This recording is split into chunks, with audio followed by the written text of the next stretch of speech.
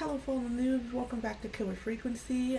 Tonight we are going to be playing episode 6, I believe. It might be a little short. Let me check the time because I don't have the time over there and I don't have the time over here. And I moved the clock. No, I think it'll be about an hour. I don't know. We'll see where we go. Hopefully it doesn't we don't end the game because then it might be a little longer. And I'm not ready for the end. But anyways, let's continue. We just had our interview with Sandra and Virginia. Sandra didn't want to talk about any of it. She was scared. So, anyways, let's jump back in.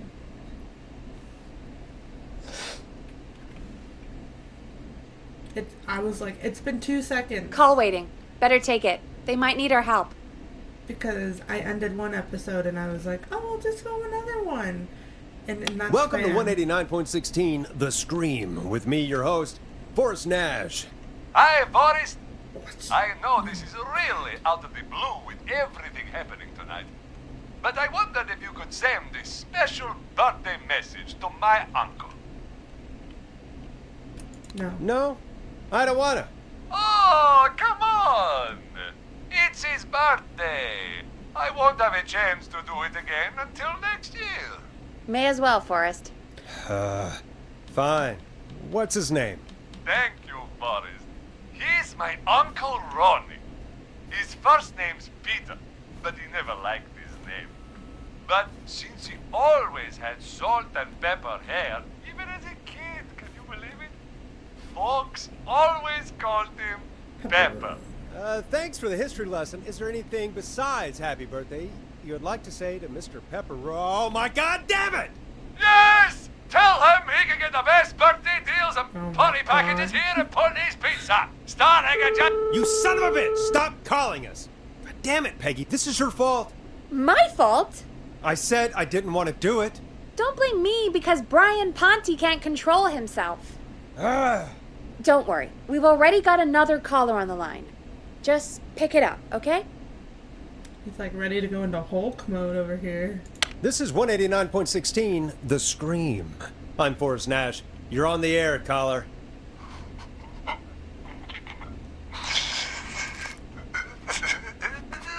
Caller. Oh my god, it's him again.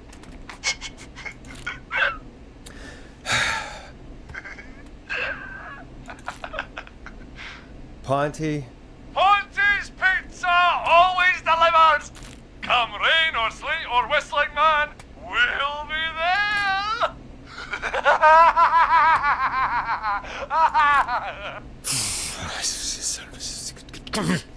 Forrest? Forrest? Are you okay? Forrest? I hope the whistling man gets in with his own pizza slicer. Jesus, Forrest? Sorry, that was too much. It's okay. It's been a high-stress night. Don't worry about him anymore, okay? Not for tonight, anyway. I think he's spent for now. We've got another call, whenever you're ready. Are you sure? Are you sure it's a real call or is it going to be Ponte again? Folks, don't spend your money at Ponte's Pizza. That's all I'm gonna say about that. Moving along, I'd like to welcome another caller to 189.16 The Scream. With me, Forrest Nash. Who may I say is calling? Well, hello again, Forrest. Don. I bet I know why you're calling. I'm sorry I didn't play your song. There's a lot going on. But please? Never mind that now. Forrest, I'm calling because I need your help.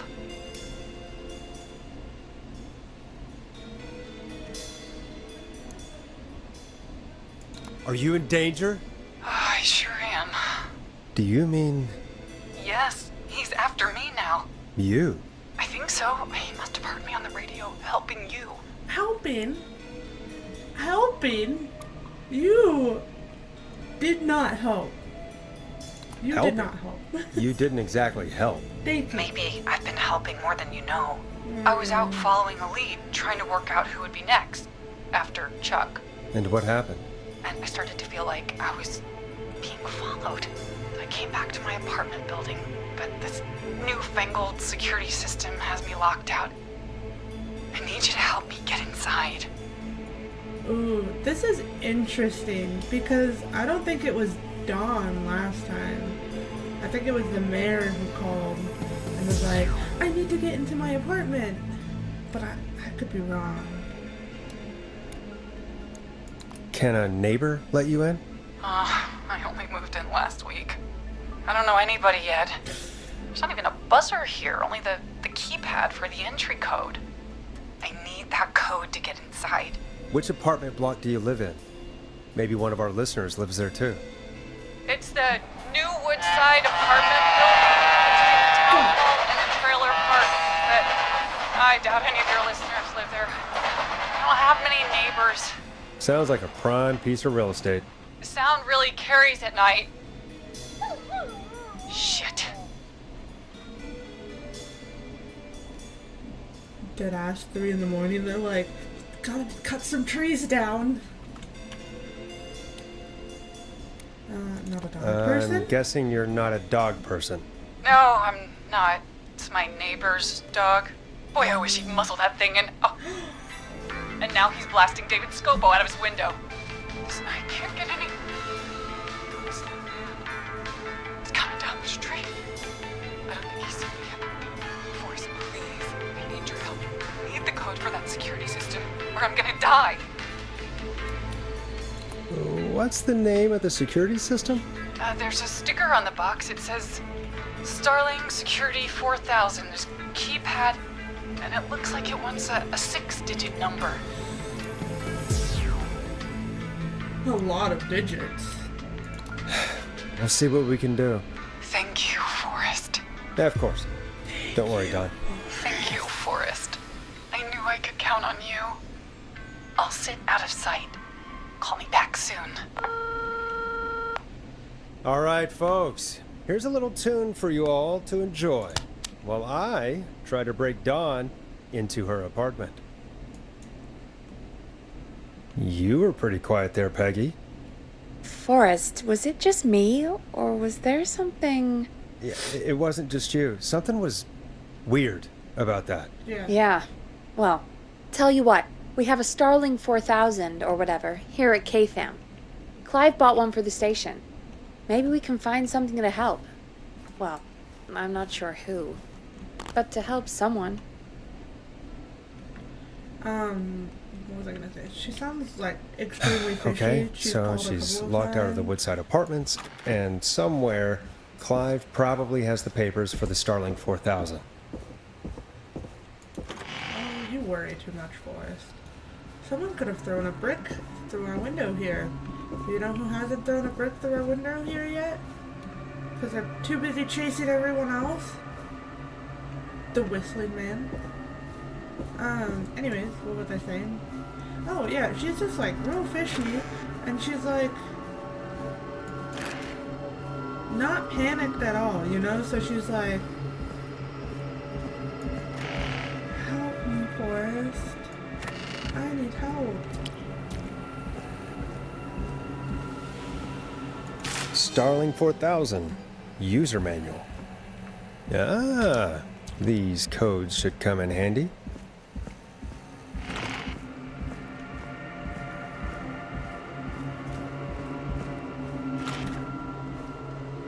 Okay, still don't like that the door just...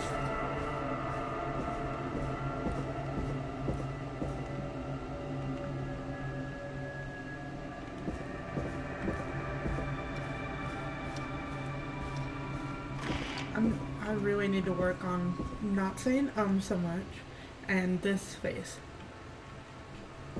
Like, I could be nice little restful. Even here. Here is fine. Alright, Pegs. Welcome back, Forrest. Find anything? The Starling 4000 security manual. It's got a bunch of codes. Good. And did you find anything else? Nothing except the manual. All right. Well, I'll get Dom back on the line then, Forrest. I'll let you take it from here. Thanks, Peggy. When you're ready, shut the music off.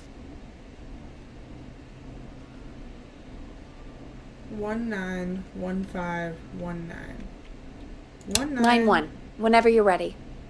191519. Don, are you there? This is Forrest Nash from 189.16, The Scream. Oh, thank God you're back. I've been so Oh afraid. no. What's the code to the gate? 191519. Give alarm test.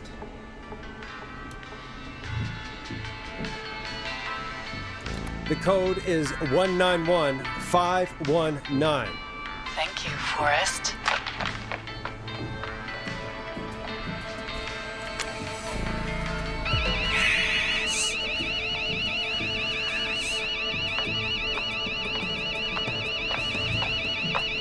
Son of a bitch.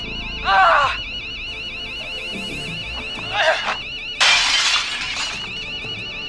Is she?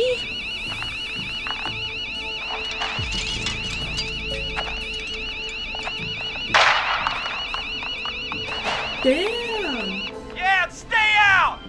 Nobody disrespects the sanctity of the ring! Don't ever come back here again! I'm calling the cops! Thank God. Hello? Is someone there? Ricky, get back inside and turn on the radio. Whoever that was, she was trying to break into the ring. She? Forrest, man, you got no idea. That was him! That was the whistling man! The alarm gave me just enough time to get my rifle. I don't like hurting folk, but I can't let anything happen to Maxie. He's my best friend, you know? Listen, man, I'm heading back inside. Gonna barricade that window. My man, thank you. You and Peggy can skate for free whenever you want, forever. That's a done deal. Thanks, Ricky. Can't wait. You got it. Talk to you soon. Okay, Gallows Creek. Hell Here's some yeah. music while we process what just happened. Ooh, this one has an eyeball on it. That was, when I first played this game and he died and Max died, I was like, what did I do? What have I So, done? the whistling man is a woman? There's two. There's gotta be two. Otherwise, how else would he be getting places so fast? Yeah, I worked it out a while ago.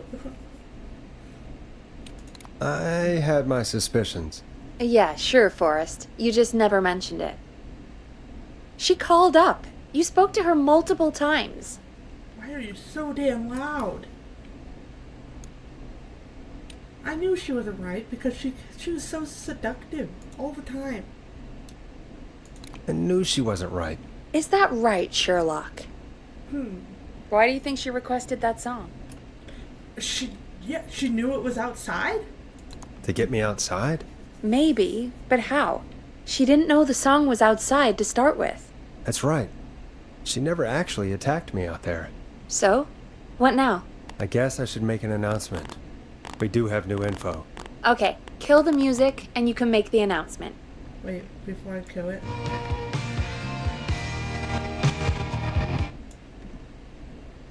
Okay, you're live in 3, 2... Hey folks, this is Forrest Nash here. I hope you're all safely locked inside. For those of you listening to that last call, you might be wondering what to make of it all. Here's our take. We now believe the killer is actually a woman. One who might manipulate you into letting her in before she attacks you.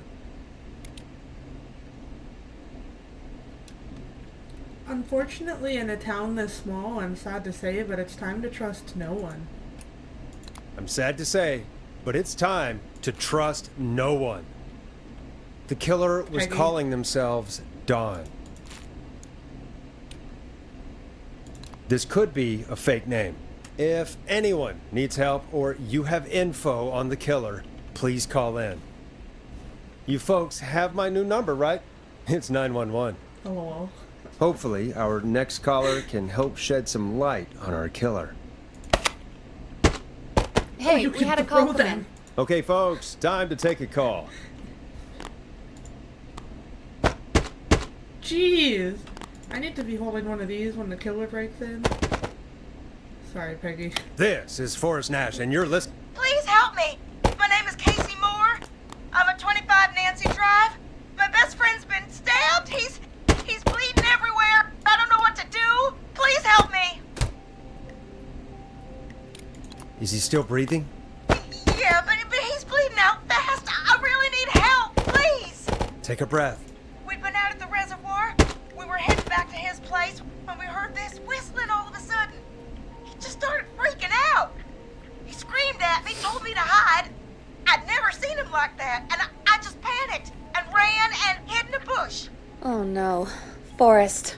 Then what happened? He went up the road and talked to someone. I couldn't really hear or see anything. It sounded like he might have known the person, and they just stabbed him. Sorry. I just love how she was like, and they just stabbed him.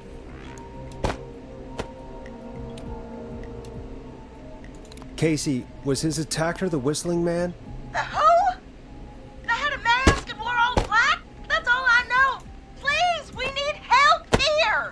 I'll get you help, but I need to know. Where did the masked person go? They left. They left him to bleed out. I waited until they were gone, then dragged him into the garage and called 911. Wait, why didn't she make sure he was dead? I don't know. I think I heard them say something like, "It's not so funny now, is it?" before they left, but please, he needs to get to the hospital. I can't drive, so we need an ambulance. Forrest, the ambulance was destroyed in the explosion at the gas station. You should get all the info you can. What's your friend's name, Casey? It's Jason Parker. Can you tell us where Jason was stabbed? They stabbed him in the stomach, and then stabbed him again in his leg when he was on the ground, and it's... Oh, the knife is still there in his leg. We'll be right back. Peggy, patch us through to the hospital. On it. Phoning St. Gabriel's now. Switch to line 2. Hello, St. Gabriel's Hospital. How can I help you? Hi, this is Forrest Nash from 189.16. We have a stab victim at 25 Nancy Drive named Jason Parker. He's been stabbed in the stomach and the leg. He's bleeding heavily. Oh, God, I'm sorry. But the ambulance is... well, you know. I know, but please, we need something or he's going to die. Forrest, listen, you're going to have to get him here. We need to see him, and we can't get there ourselves right now. We don't have any way to drive him right now. And even if we did, he's bleeding out fast. All right, listen. We need to buy him time to get here. That means stopping the blood first, and then finding someone to stabilize him. To stabilize him, you really need someone with first aid training.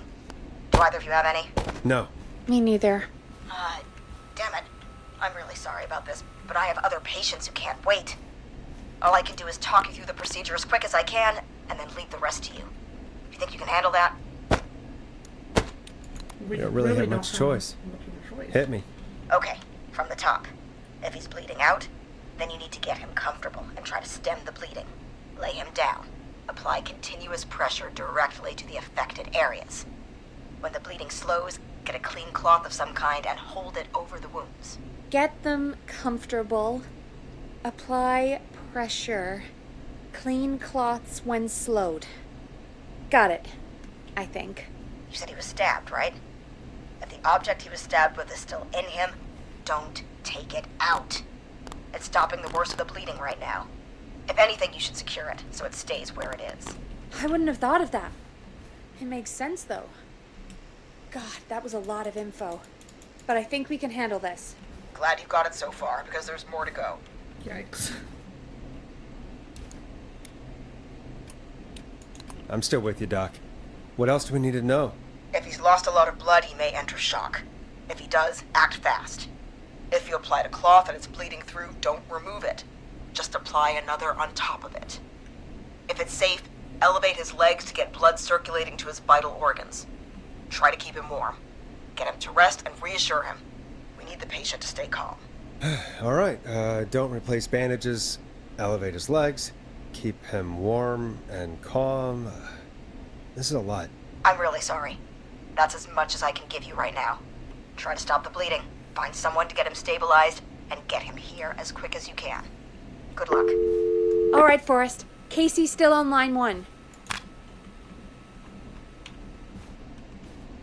Sorry, I lost this earlier. Hello? Hello? Forrest, are you there? I'm here. How is Jason doing? Badly. He's still bleeding. I need help. I've been putting pressure on his stomach wound since you left, but he's still bleeding. I don't know what to do. That's good, Casey. The nurse said to do that. What about the knife in his leg? It's gotta be hell. Should I pull it out? No. No, don't touch the knife. Jeez, The don't yell. bleeding will get worse if you pull it out. Are you sure? I'm sorry. I'm gonna stop making suggestions. No, don't worry, Casey. We're a team here. We're all going to get Jason through this. Casey, is his leg wound bleeding right now? I hate looking at that knife. Yeah. It's bleeding. His stomach is worse, though. We need to secure. I think we need to that. secure the knife so it doesn't move around. Do you have anything you can tie around it? Yeah. There's some laundry piled up on top of the dryer, some cloths on the hood of the car, and what else? I guess I've got my jacket.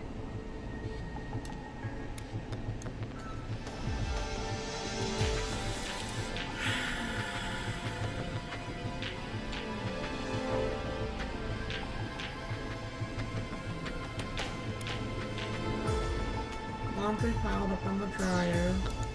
Or the jacket. Sorry about this, Casey. I think it's best we use your jacket. It's probably less likely to bleed through. It's just a jacket. Give me a second. Here we go.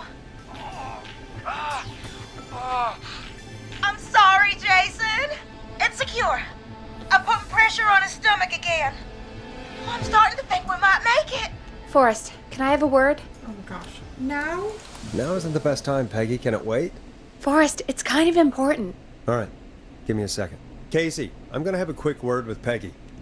Keep putting that pressure on and let us know when the bleeding is under control. You're doing great. But what if something happens? We'll still be here. Just shout if you need anything, and we'll be there. I promise. Okay. I'll wait. Jason, please be okay. What is it, Peggy? I don't have all the time in the world. Oh, I was like, dude. What's up, Peggy? We can't stay on the line with her all night. Oh my Dawn is still goodness. out there. What if other people need us? You're right. She's probably on her way to her next target right now. Exactly. And you heard the nurse. We need someone there with training who can stabilize him. He's got to get to the hospital somehow. What is on the top of that? Any suggestions, Peggy? I might. A little before you started working here, KFAM did a mandatory first aid training course. Me and Karen missed it because we were away on a producer getaway. You skipped it, didn't you? Never mind. So, how does KFAM's first aid course help us? Casey said they're at 25 Nancy Drive, right? Yeah? Why? They put up a bunch of cheap houses around there about 10 years ago. So a bunch of people here at the station live around there. Do you think any of them could help Casey and Jason? Probably, but I don't know who lives there. And since I missed the training day, I don't know who knows first aid. Could you call them and ask? I don't know everybody's numbers. I've only ever called Karen. Everybody's personnel info is probably in Reggie's office. Got it. I'll look through their files in Reggie's office. It's a life or death situation. I'm sure they won't mind. Right. But there are a couple of problems with that. Naturally. Jeez, It's sensitive information, so Reggie probably locked it in his safe. Great. Great. Do you have any idea what the combo for the safe could be? Not a clue. Reggie's a serial note taker, though. Maybe something in his office will give it away. Right. There is something else. I'm not gonna like this, am I? Have you ever heard, "The future is floppy"? Peggy, what the hell are you talking about? I'm talking about floppy disks. Floppy disks are like these futuristic things that have information on them. You put them in a computer and they do something. Peggy, I know what a floppy disk is. Anyway, Reggie decided that the future is floppy and started phasing out our physical records and replacing them with these floppy disks. I imagine it's the same for our personnel files. That's good to know. Since we haven't heard anything from Casey, I'm guessing Jason's okay for now. I'll check out Reggie's office and see what I can find. You'll need a key for that. I'll just slide it under my door now. Thanks, Peggy. I'll just have to look around. Peggy, I just have one question. Have you been helpful at all in this other than, Good. like, you I'll could have patch my given mic me... down to the office, so you'll hear me over the intercom. You could have given me the whole ring of keys, and you didn't, and I could have done this whole night on my own. There's a killer on the loose, Forrest. Yeah, I know. I have to be face to face with him every time I go downstairs. Well, not really, because he hasn't been out here yet. And I have been looking. I was like, imagine one time he's in the window. That'd be kind of cool. That'd be cooler than if he were in the street watching us.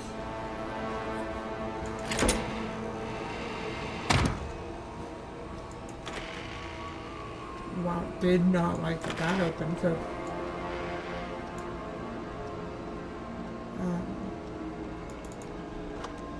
so slowly. This certificate is to certify that Reginald Scott has successfully completed the standard course in First Aid to the Injured, issued by St. Gabriel's Hospital, Gallows Creek. I love the little Grim Reaper on it. Looks like I need a 4-digit code. Very important date.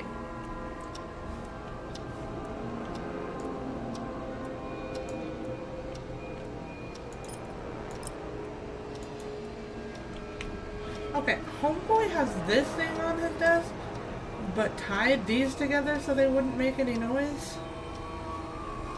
Also, don't mind me, just gonna walk on top of your desk, jeez.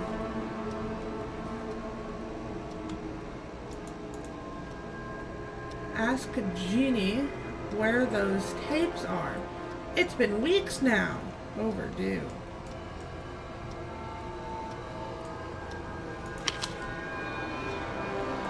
Chupacabras.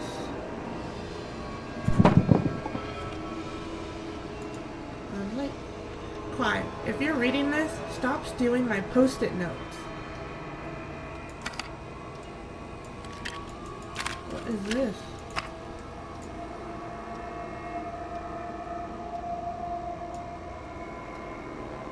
$18.10.85.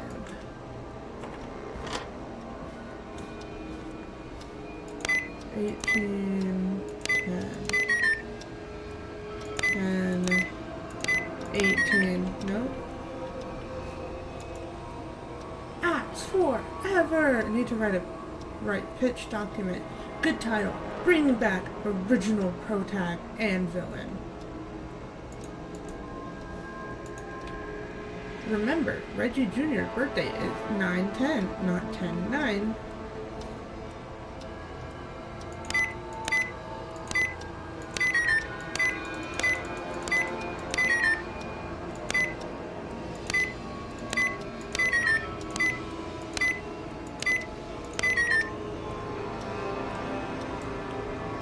Well, where is it?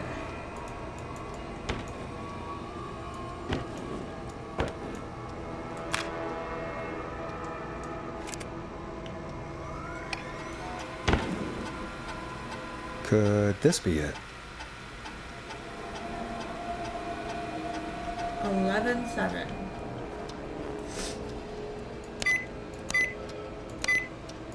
Nice.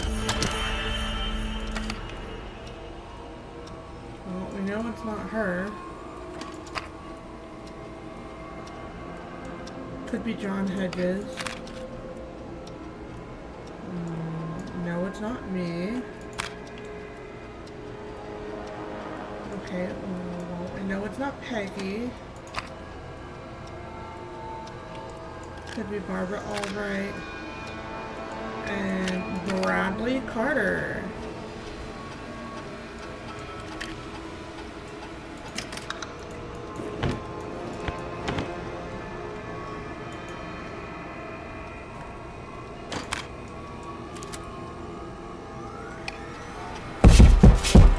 Jeez Louise. Don't do that.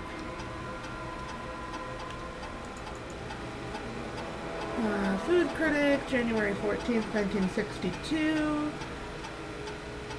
Axstone Lane. When I hired Brad as our station's food critic, people said I was crazy. We only have 3 takeout places and a diner. What's the point? To them I say, you can't be afraid to explore the darkest reaches of the unknown. Or Henderson. Bradley and Barbara seem to be spending an awful lot of time together. I didn't realize she was so interested in Brad's work. Maybe I should have joined one of their afternoon work meetings sometimes. I've always wanted to learn more about food, while Reggie is clueless. Brad and Barbara ended up missing most of our first aid training session. Brad made a joke about practicing mouth to mouth, and Barbara got really upset and stormed off. The joke wasn't that bad. Again, Reginald. Clueless. Okay, so it wasn't Brad. Wait, Barbara... Wasn't Barbara the one that stormed out? Barbara laughed when I told her about the concept for my new horror script. I don't care what she thinks. A story about an alien egg at the center of the Earth set to hatch on February 30th is a great idea. Why else would we avoid having a February 30th? Barbara is really getting on well with all the staff here. Everybody gave her great feedback at our last review. I get the feeling there's something going on with her and Brad. Call it a hunch. Oh yeah, whatever, clueless McGee over here. Barbara got another cat recently. Why is this in her personal file? She must have at least 5 now. Daisy, Murphy, Penelope, Freddie, and Lord Winston. I'll need to monitor productivity going forward. The cat photos are a big distraction for the rest of the team. Okay, not only are you super clueless, but you're like one of those people who's like, oh, I don't like it, so everyone else can't like it.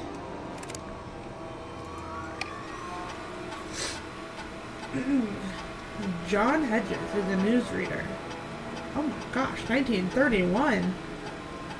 John refused to engage with the first aid trainer during the course. I know he was a war medic, but it was station policy to send everyone, regardless. John apparently has a bunch of medical equipment in his home that he procured?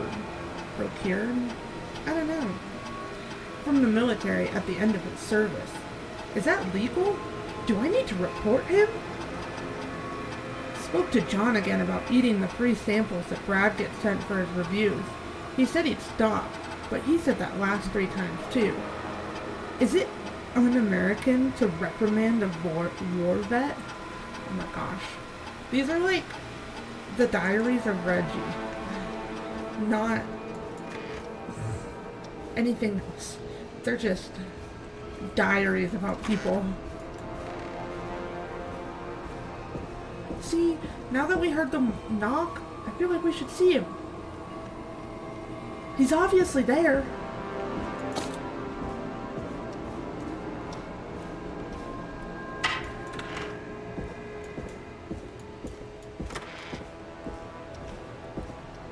I like that they have like the soundproofing, like just like photos here.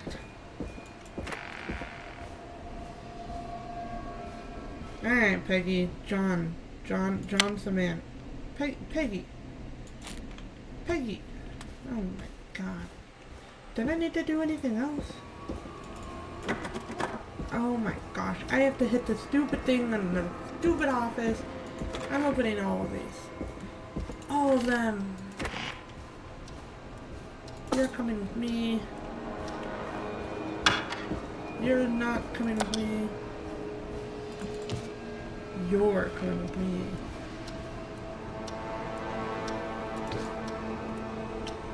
Just gonna... Also, every time Peggy says, "There's a killer on the loose, Forrest," I just want to be like, really? Really? I didn't know.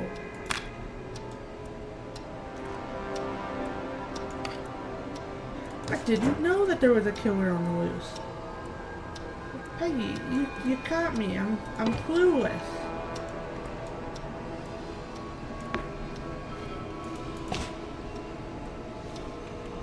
Jeez, do you never put anything away, Barbara? Do you only fantasize about Brad, Barbara? I thought that was like a smiley face. Alright, Hey, Peggy, John. you there? Yeah, I'm here. Did you find what we need? Yeah. I think I I know who our best bet is to help Casey and Jason. All right, good work. Who should I... Hello? Is anybody there? Please pick up. Casey, I'm here. What's wrong? Jason started going pale. I tried to get him to rest, but he just threw up everywhere. What's happening? What do I do? He's in shock. God, it sounds like he's going into shock. Casey, just stay calm. It's going to be okay. But the bleeding seemed to slow down. Did I mess up? Jason, I'm sorry. Casey, calm down. You've done everything right. I need you to listen to me, okay? For Jason. What did the nurse say to do about shock? Elevate Casey, legs. I need you to elevate Jason's legs. We need to get the blood flowing to his vital organs. Got it. Jason, stay with me. I'm just gonna move you. This might hurt. Okay. I propped his legs up on some boxes. I'm looking at my notes. We need to get Jason as warm and comfortable as possible. Do you have anything you could use nearby, Casey? Yeah. I still have some laundry next to me. I'll wrap him in some blankets.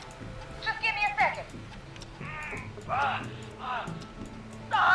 Sorry. Jason's bleeding through his bandages. Should I get him new ones? Or... Oh, God. Apply additional bandage. Don't remove the bandage. Apply another one on top of it. Do you still have something you can use? I'm using the laundry to keep him warm. So... I'll use the cleaning rags on the car. They don't look dirty. I'll fix his bandage and get him warm. Hold on, please.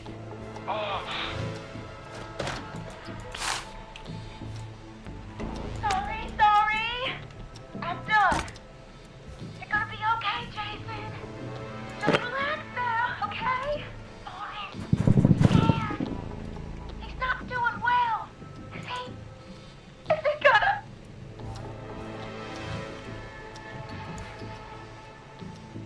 Casey, I need you to be strong for Jason. Sit with him and reassure him that everything's gonna be okay. Okay? Okay. Please. I can't give him what he needs. Please sit down. I can't lose him. All right, Forrest, we need to hurry. Jason doesn't sound like he's doing too well. You said you knew who to call earlier? Who was it? John Hedges. We need to call John Hedges. He lives on Nancy Drive. He didn't really participate in the first aid training, but he's a former war medic. He's probably the most trained person we have. Really? I never really spoke to him before. A war medic, huh? Yeah, and according to Reggie's notes, John keeps all of his old equipment at his house. He's something of a hoarder. All right. What's his number? 5420735. Calling now. Let's hope he picks... Who the hell is this calling me? Bam. What time is it? John, it's Forrest Nash here at KFAM. We have an emergency and we need your help. Forrest? If this is a work emergency, then it can wait until the goddamn morning. Just leave me a note like everybody else. This is a medical emergency. A man has been stabbed by the Whistling Man, or... Never mind. He's lost a lot of blood, and he's passed out. We need you to help him. The Whistling Man? What kind of joke is this? John, we're not kidding. A man is gonna die if we don't help him right now. Seriously, I haven't been called on for over 10 years. Where's the patient? What's his condition? He's at 25 Nancy Drive. I think we got his friend to stem the bleeding, but he's gone into shock. He's passed out right now. You say he was stabbed? Do you know the extent of his injuries? From what we were told, he has 2 major stab wounds. One to the stomach and one to the leg. The knife is still in his leg, and the stomach wound is open. Understood. Let me grab a few supplies and I'll head right over. Damned if he dies on my watch. Thank you, John. We'll let him know you're on your way. Good luck. Hello, Casey. Are you there? How are we doing? Bad. Jason seemed really weak, and then just started thrashing. What about now? Is he still thrashing? He's passed out. Please tell me you found someone to help. Casey, help is on the way. My colleague will be there soon. You hear that, Jason? Someone is coming. Everything's just fine. Just hold on for me, okay? Just hold on. Come on. Hello, Casey. John Hedges. I'm here about Jason. Please let me in. I'm guessing that's Jason there. Casey, I'm gonna need your help. Forrest, Peggy, don't you two worry. We've got this from here. Okay. Forrest, we'll call you back later. I have to go now. Good luck, everyone. God, I hope he's gonna be all right. And with that, the show moves on. We're sending our best wishes to Jason. Well, after all that excitement, I think we could use some music. Come back upstairs when you're ready. Hold on, just gotta do a few things. You know, Reggie kind of deserves a prank or two. Okay, now I'm ready to go back upstairs.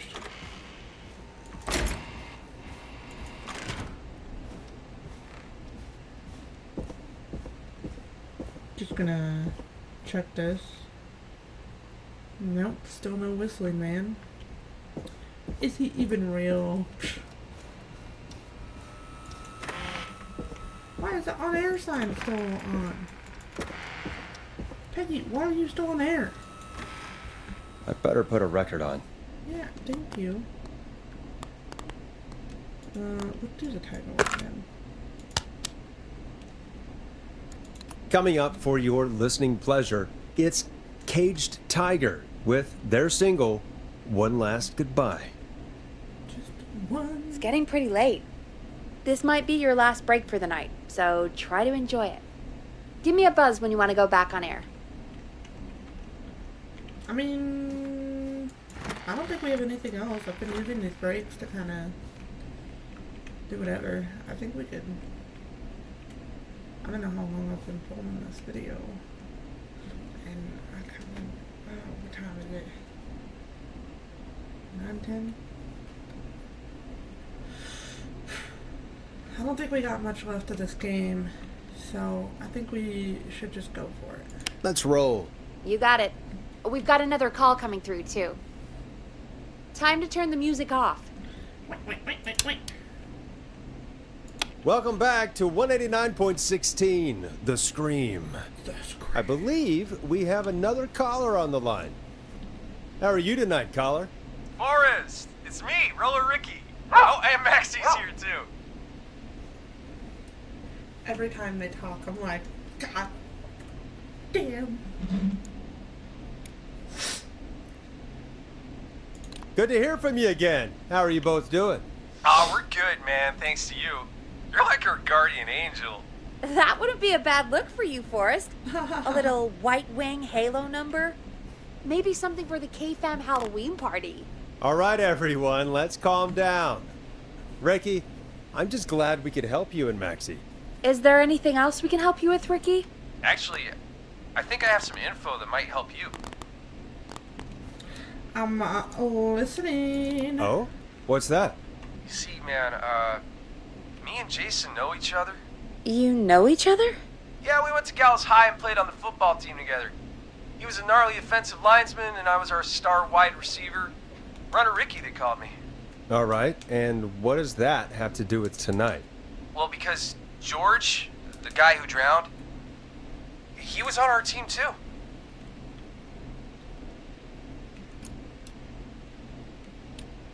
Keep talking. What happened?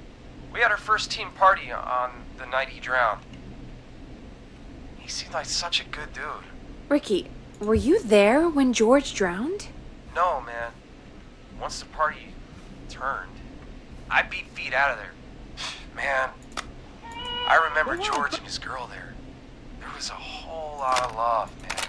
I could see it, you know? Ricky, please. What was her name? I never got her name, man. He just called her Bean. I didn't really know her before or see her after that. Then what did she look like? Please, tell us anything you remember. I just remember a pretty girl, man. I'm sorry. Ricky, you said the party didn't last long. What happened? We were just having a good time, and then the next thing I knew, everyone was running for their life. I looked up and saw that goddamn whistling man in the trees. And I never ran so fast in my life. I ran straight home. Didn't know about George until next morning at school. I'm guessing it was whistling night, wasn't it? That the whistling man was just another kid. Yeah. I don't know how George died, but I always felt like if anyone deserved to die that night, it should have been me. And That's horrible. It wasn't your Ricky. fault. It wasn't your fault. You're not a bad person. Yeah, for real. I know that now, man. It took a long time to learn, but yeah, just thought I'd tell you all what I know. Thank you, Ricky. This helps. Thank you. You got it, man. Anyway, I think it's time for me and Maxie to free up your phone lines. Thanks for listening, man. I'll let you to it. Night, Ricky. All right, folks. Looks like we got a new lead in the case.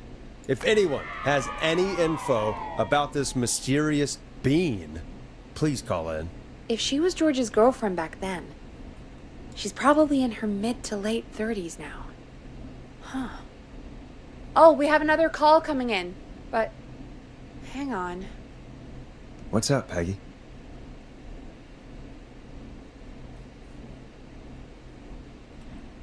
Peggy? Hello? You're gonna want to take this call off the air. Who is it? Just do it. All right, folks, it's time for another track. Here's one to help you sit back and relax. We'll be right back after this.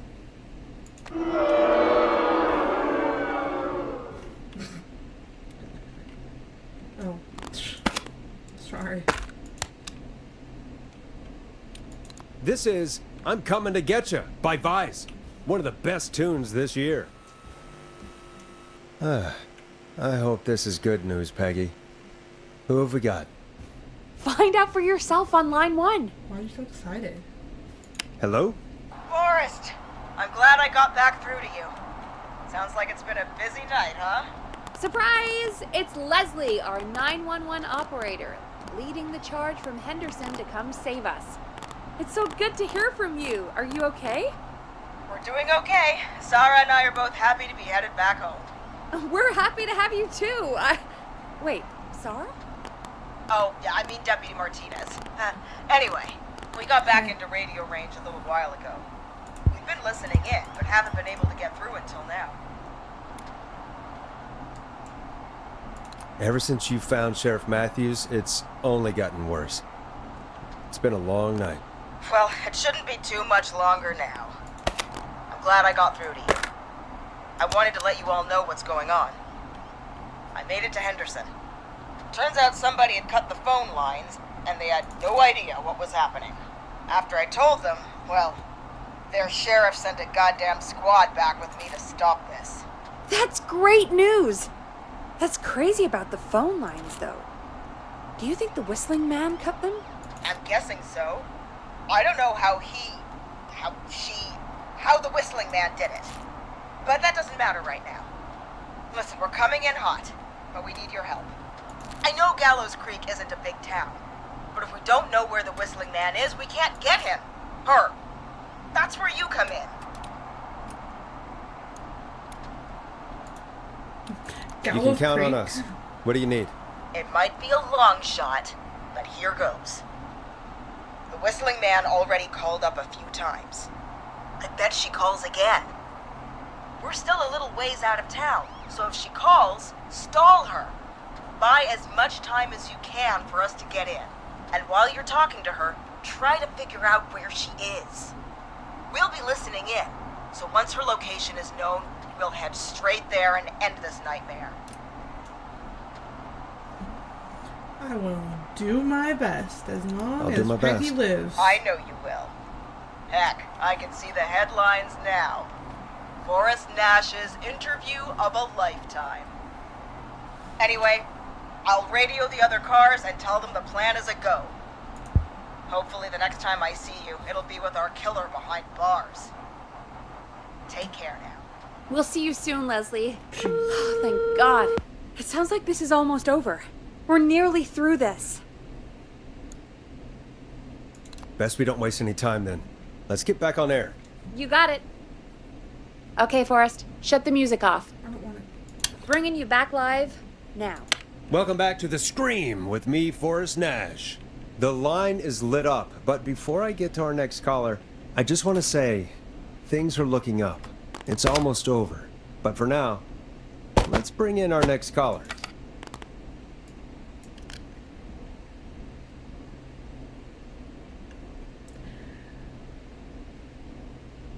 Okay, let's do this. Caller on line 1. Okay, Evening, calm caller. down. This is Forrest Nash. Hello, Forrest. This is John Hedges. I'm here with Casey. I wanted to give you an update on Jason.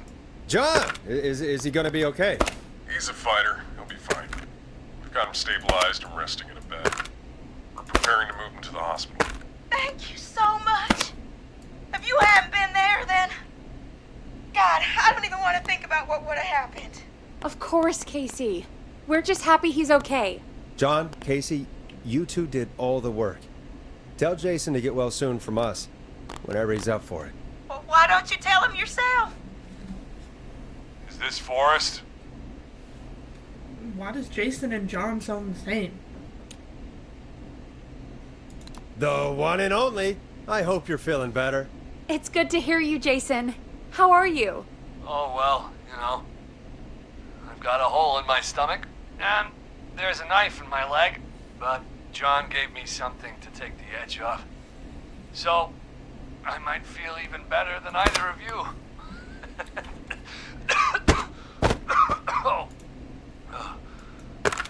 Take it easy until you get to St. Gabriel's. I will. But, before that, I needed to call you. I'm guessing the Whistling Man is still out there? Yes. Yes, the Whistling Man's still out there. Why do you ask? You know something about the Whistling Man, don't you? Yeah, I do. Can we talk about what happened earlier? Go for it. We spoke to Roller Ricky not long after you were attacked. You spoke to Ricky? Is he alright? He is now. I mean, he was attacked earlier, but this call came after. Hey, guys, I'm really sorry, but there's a call on the other line. I just need to make sure we don't have another situation brewing. You fill Jason in on what happened. I'll be right back. Sure, Peggy. Sorry, Jason, where was I? Yep. Ricky's fine. You don't need to worry about him. That's a relief. He told us about George. Sounds like everything's finally coming out now.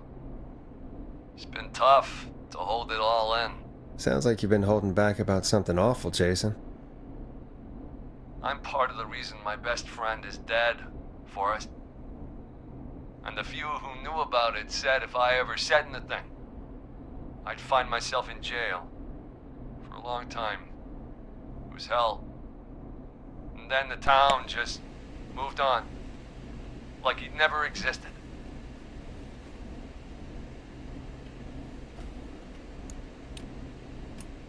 Did you kill him? Well, didn't he just say he was the reason? Who killed George? Who killed George that night? Some of the guys on the football team had an idea for a way we could haze the newcomers. Rude. Decided to plan a party in the woods and have the Whistling Man crash it. It was stupid. We each had a role. I was the stabbed friend. At the party that night, I left the group for a second, met our Whistling Man, pretended to get stabbed in front of everyone. Started an almighty panic. Those screams. That was the last time I saw or heard George alive. How did George die, Jason? I don't know. I was playing dead. But when I heard her scream... Ricky mentioned a girl named Bean. Is that who you mean? Bean? Oh yeah. I guess George did call her that. Yeah. He called her Bean. I heard her again tonight, Forrest. Her name was... What? What happened? Are we still on air? No, we're not. Seems like the power is completely gone. How do we get it back on? I don't, we can use the emergency generator down in the basement. Reggie picked it up a while ago in case we ever needed to do an emergency broadcast. An emergency broadcast? Emergency? You know, nuclear war, alien attack, broadcasting a serial killer's location to the cops so we can end this nightmare. Fair point. It's in the storage area in the far back corner, up on the wall. You might have spotted it earlier when you were digging around for all those tapes. It'll have a big red button. Just press that. I'll see you when you're back. Don't lie to me, Peggy. I know your sketchy phone call meant something.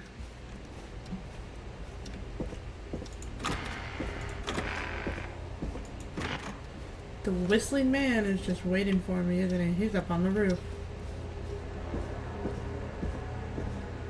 Who else could have cut our power?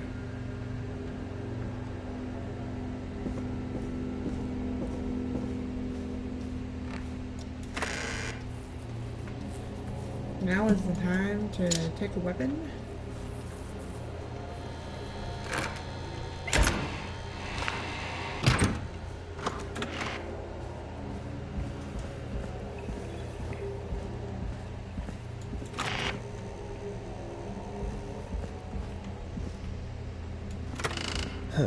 Far back corner. Why is this station so big? Yeah, for real. Why is the basement so big?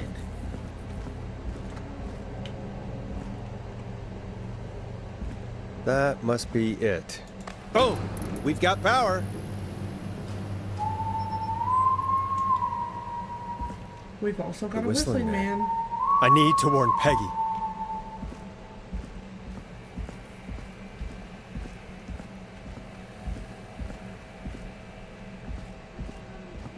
It's like, I need to warn Peggy, but just go.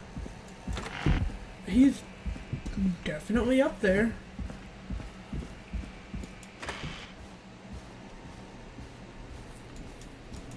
What the hell? Jeez Louise. I don't even know what that was. What was that?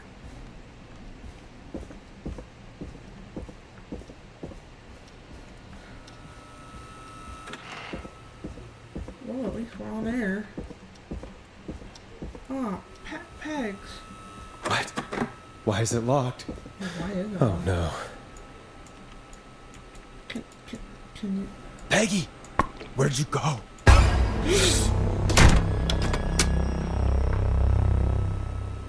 No way.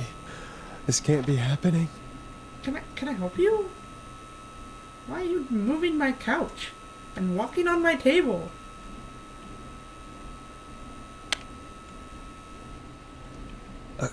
A call? Where's Peggy, Don? Have some patience, Forrest. It's almost the end of the night, almost the end of the show. But it's not over just yet. Got a little time still. So let's make the most of it. Technically, a whistling night ended at midnight? Alright. Alright, let's.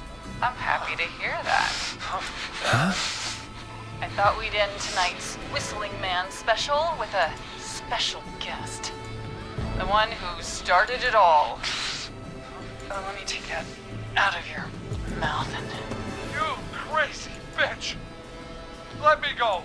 Welcome to the air, Mr. Teddy Gallows Jr. Wait. It's all gonna come out tonight, Teddy.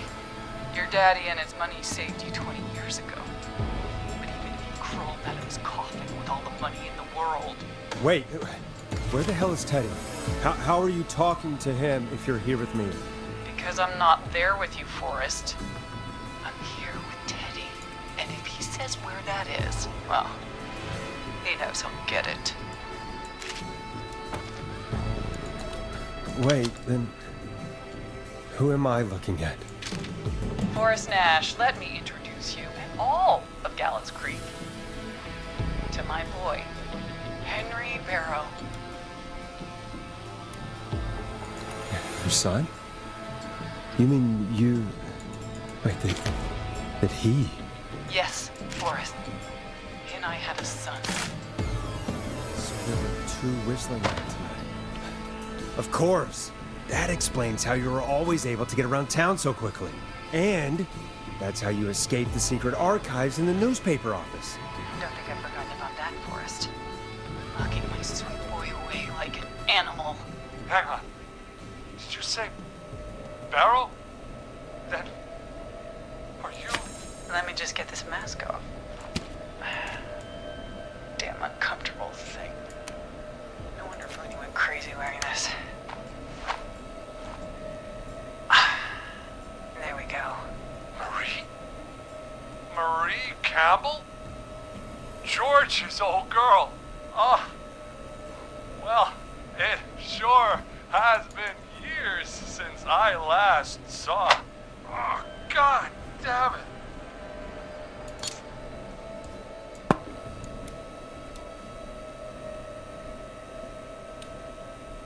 I'd be quiet if I were you, Teddy. But I'd listen to Forrest. Yeah, shut up. Everyone's gonna know now what Teddy did. He killed George that night. This night. 20 years ago. listen to me. You're gonna talk when I talk to you, and not a moment before. Meanwhile, Forrest, I'm gonna give you the chance to talk. You're gonna help me reveal what really happened to George all those years ago. Okay, Marie. I'll do it. Good. Then let's talk about the night George was murdered. Murdered? Listen,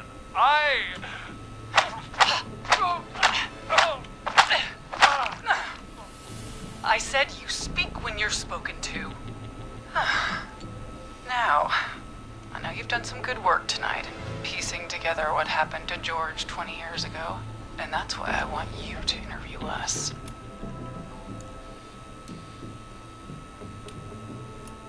Are you serious? You want me to interview you? Am I serious? After everything tonight, you really have to ask me if I'm serious. Do a good job. And hell, you might be the only one to leave here alive.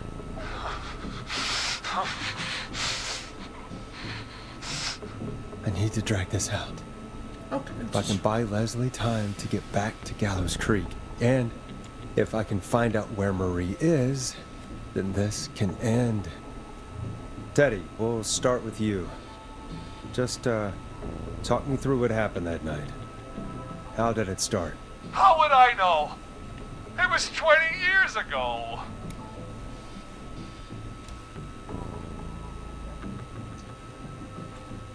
I forgot what I was gonna say. Hit him again, Marie. Ow.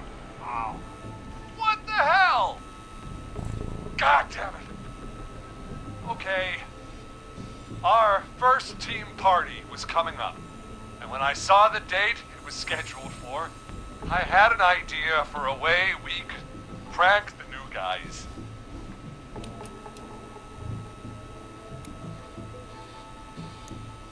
What made that night special? That was the night Mooney went missing. We couldn't pass it up.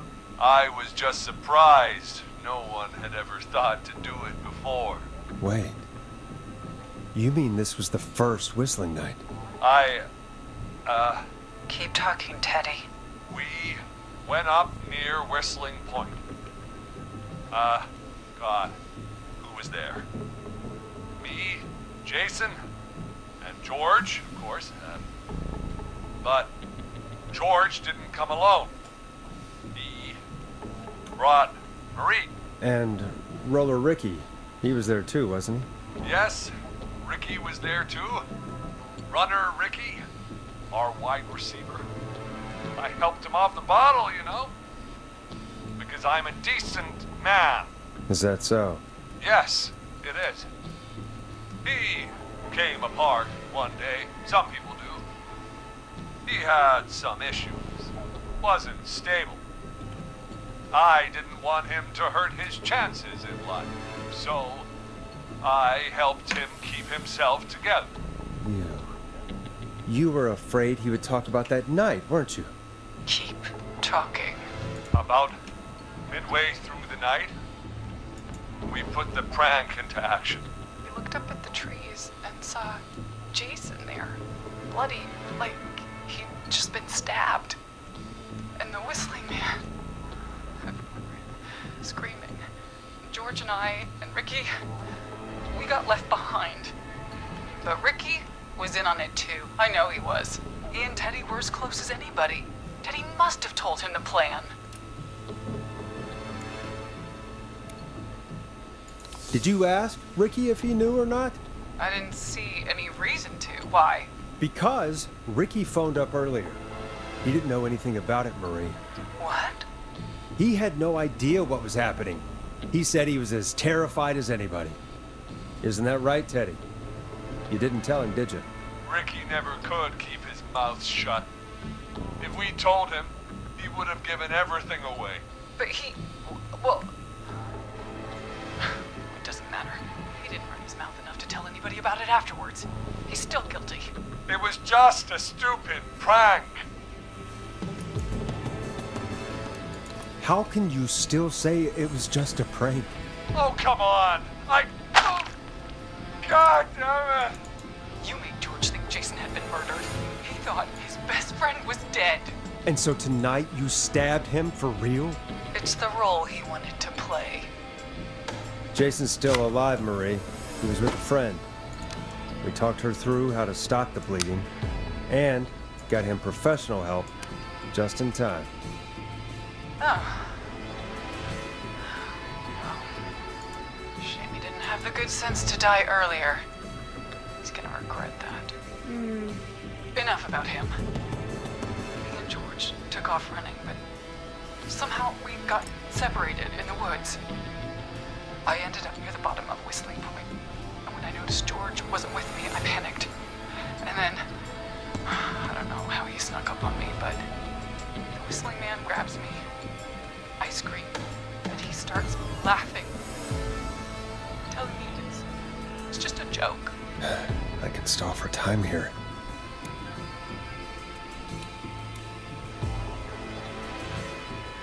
How did you feel in that moment? I felt like nothing was real. I felt small and confused. And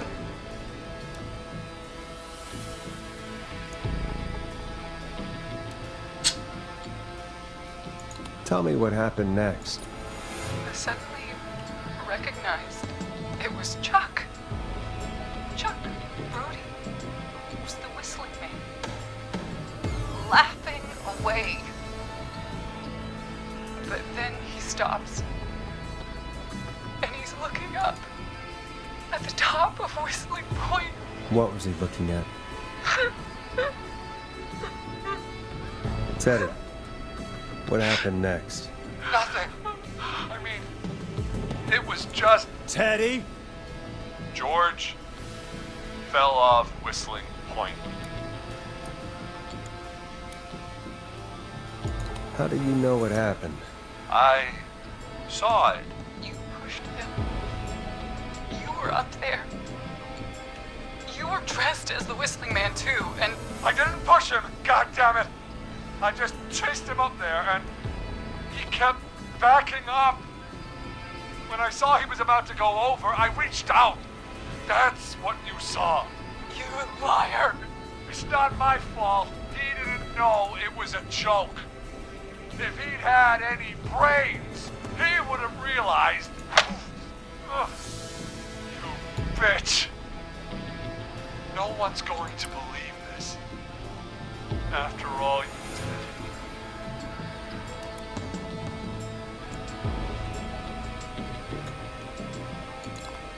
Even if you didn't push him, you still chased him to his death. I can't be blamed for someone not getting a joke. Ugh. I think Marie would disagree. But if you really felt that way, why the cover-up? My future was at stake, Nash. You know what it's like. People like us are bred for bigger things. I'm going to be the mayor of this town, Forrest. And then governor. And then, who knows? What happened that night was tragic. It should never have happened. But it was a mistake. It was just a stupid joke gone wrong. So my father sent Clive out to clean it up. Why should a blip ruin my future? George was a blip? He wasn't a blip, Marie. His father covered it up from there. I searched for George's body all night, but Sandra found him the next morning while out jazz running. she found him in the river, but she lied about that to protect Teddy. She said something about her rent going up, unless she... Teddy, did your father own Sandra Sharp's dance studio? It's Gallows Creek, not Sharp Creek. Oh gosh. You're a prick. I take it that's a yes? Yes, okay. We own most of the town. That's it then. Your father was going to run her out of business, unless she lied and said she found him in the reservoir instead of the river. What my father did in his business dealings is nothing to do with me. The false reports. That's why you killed Sheriff Matthews too, isn't it, Maria? Not just to get him out of the way, but... Everyone was in on it, Forrest. Even the coroner wrote a fake report. Said George was drinking. That he just got himself into trouble. And I saw. I'm sorry. For all it's worth, Virginia didn't have much of a choice. She had a sick sister whose treatment she couldn't afford. She played along with the gallows to save her sister's life. And her own. even still, she should have told the truth. I did my part. I tried everything I could think of. I even went to the newspaper, but no. That coward killed the story. We'll take care of Maurice Russell later. She's like, oh, everyone else has life problems? That sucks to suck. Mine is more important. When will the killing end, Marie? End? When does it end? You can't kill the world. This has to stop sometime. It has to. Never should have started. I shouldn't have pushed my George over. He should have been punished. But it's coming to a stop. At least for now. Here, where George and I first met, before he joined the football team, was right after he shot the winning throw. Wait a sec.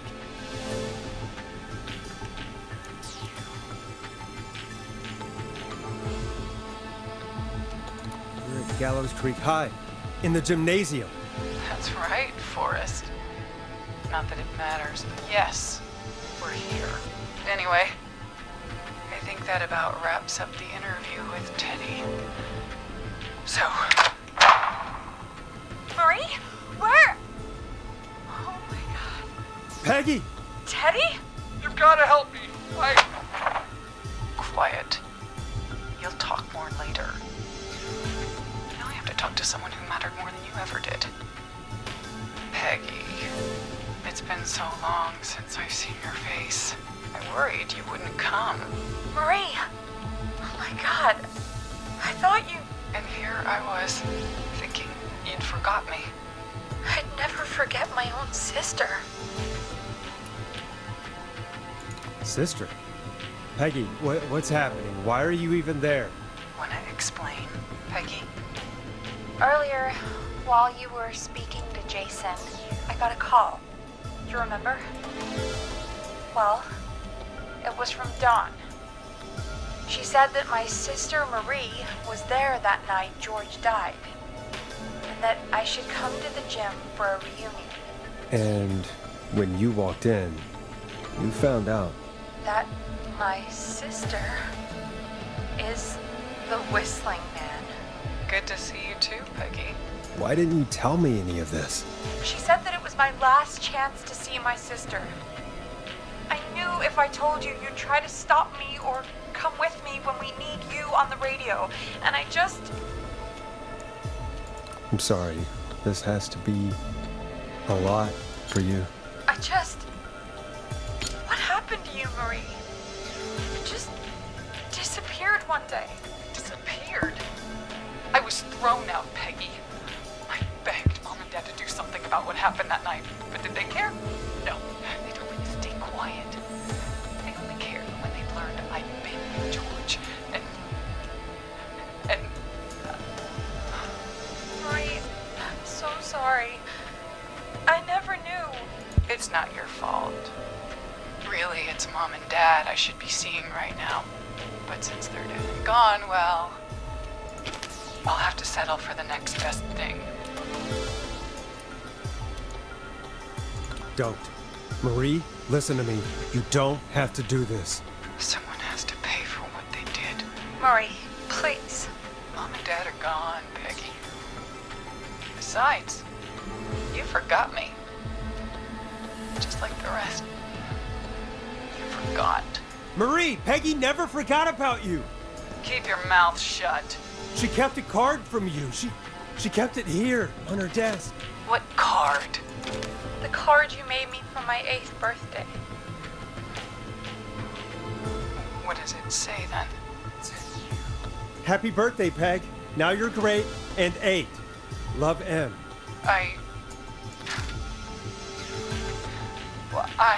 Henderson police! Freeze! No! Henry! Get out of there! Peggy! We have 2 wounded, and we're in pursuit of the suspect. Henderson police! Freeze! Forrest! Leslie, how's Peggy? She's been cut pretty bad, but we're here now.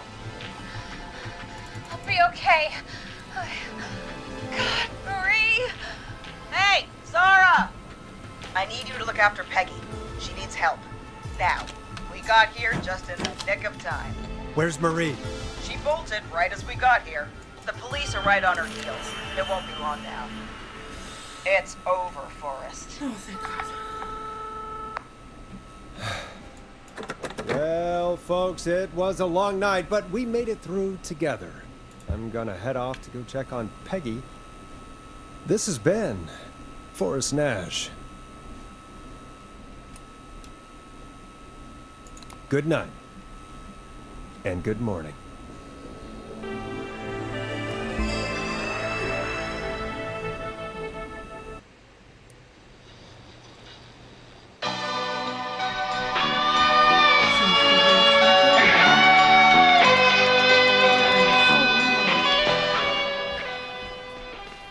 Jeez.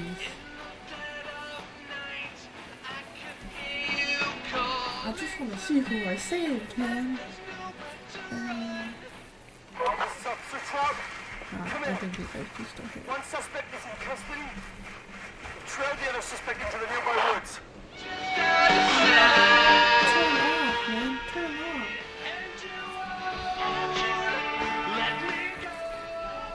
I just want to see what Peggy looks like. Here in the darkness, I've got this feeling. It's growing stronger inside of me. It's a killer frequency. Okay, that is the end of the series. Thank you so much for watching. I enjoyed that so much. I was extremely stressed at the end because it was starting to go the exact same way that it ended the first time I played it, and I was like, no, Peggy can't die. I worked so hard for this. But I think I stalled enough, and then I knew where he was, and blah blah blah, you know. Well, anyways, do where Teddy was. Teddy's a prick, probably deserves to die, but I guess I'm glad he didn't. Gave us more time to save Peggy. Anyways, thank you again so much for watching, and please don't forget to leave a like and a comment, and don't forget to subscribe. See you next time. Bye.